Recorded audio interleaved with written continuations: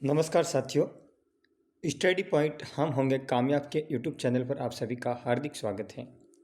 जैसा कि आपको थंबनेल पर दिख रहा है, आज इस वीडियो के जरिए हम राजस्थान के प्रमुख पद्मश्री विजेता 2026 जो हाल ही में भारत सरकार द्वारा पुरस्कृत किए जाएंगे और 26 जनवरी को अनाउंस किए गए, उनमें राजस्थान के संदर्भ में हम देखेंगे कि राजस्थान के कौन से वो 3 प्रमुख व्यक्ति हैं जिन्हें पद्मश्री से नवाजा जाएगा।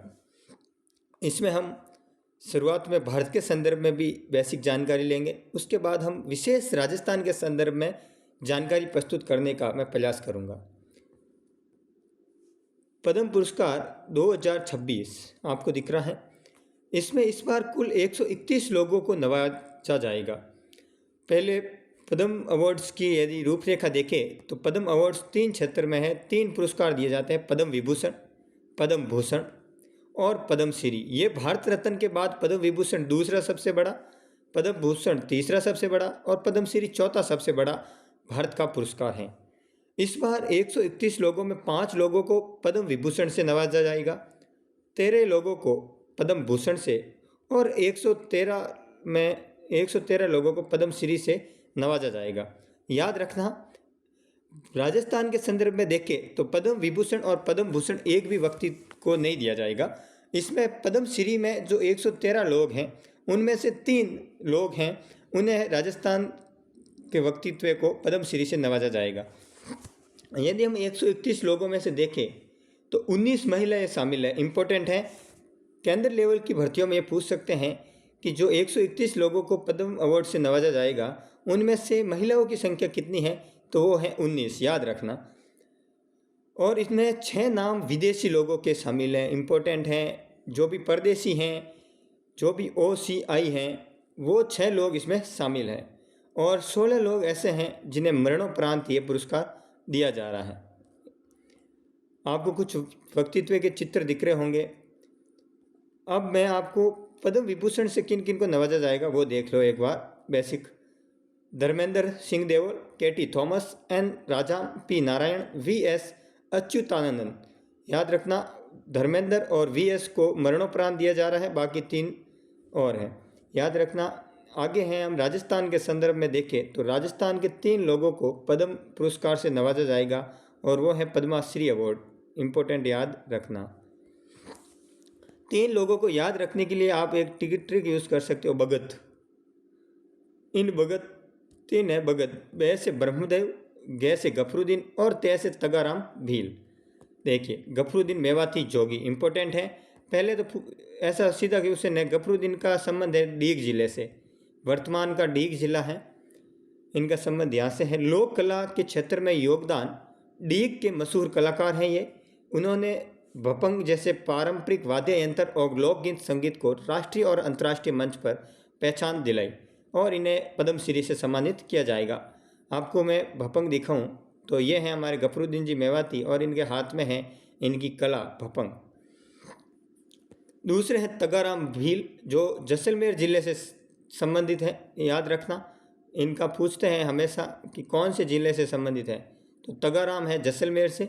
और ये है अलगोजा वादक। याद रखना, आप कंफ्यूज हो जाओ कौन सी भपंग है और कौन सा अलगोजा वादक है, तो आपको मैं एक ट्रिक न्यूमेरिस्टिक दे देता हूँ। एक है अलगोजा वादक जिन्हें इस बार पुरस्कार दिया जा रहा है और एक है भपंग।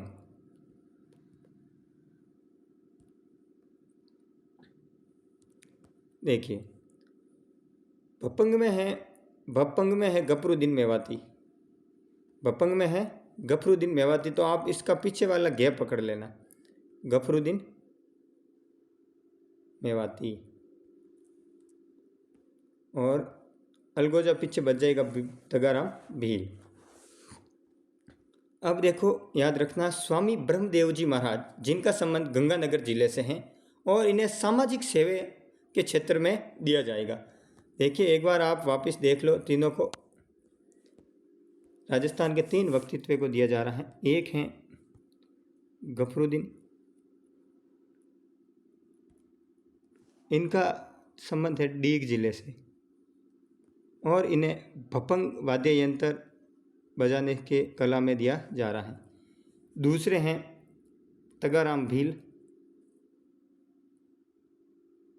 इसमें सीधा क्वेश्चन पूछेंगे कि कौन से जिले से संबंधित है, तो जैसलमेर, और इनका संबंध है अलगोजा वादक, याद रखना।